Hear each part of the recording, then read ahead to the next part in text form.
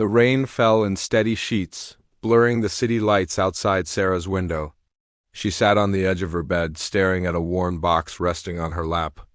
Inside were fragments of a life she thought she had left behind: old letters, photographs, and a necklace she hadn't been able to throw away.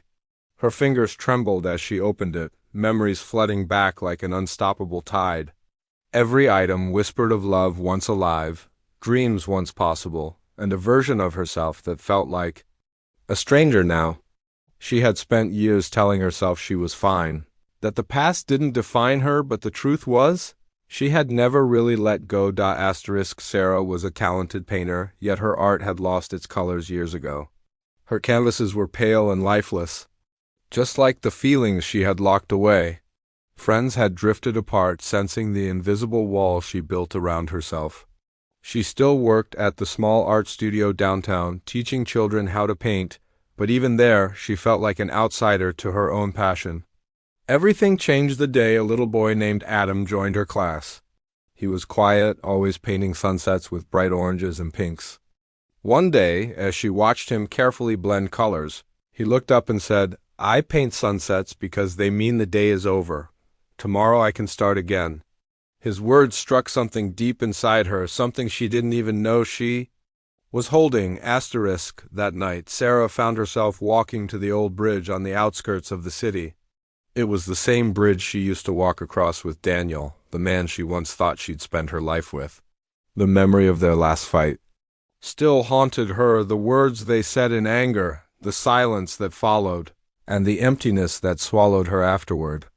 She leaned on the railing, staring at the dark water below, feeling the weight of years pressing against her chest.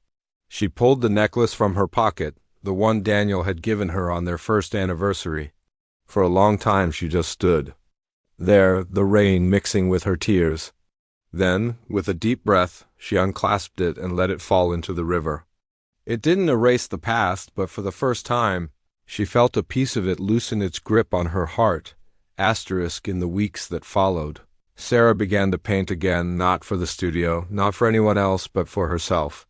Her canvases burst with color, wild and free, telling stories of loss, love, and rebirth.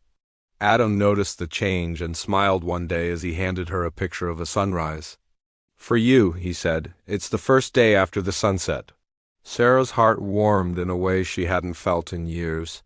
She realized that letting go of the past didn't mean forgetting it. It meant accepting it, learning from it, and choosing to keep moving forward. The box of memories was no longer on her bed. It was in the closet, no longer a weight, but a chapter she had finally turned. Her life didn't become perfect overnight. There were still moments of sadness, still days when the memory stung. But she understood now that healing wasn't about erasing the past. It was about building a future where it no longer controlled her. Sarah stood at the same bridge weeks later, this time with a sketch pad in hand, drawing the view before her. The sun was setting, casting gold over the river. And for the first time in years, she smiled, not because she had forgotten, but because she had finally learned to let go.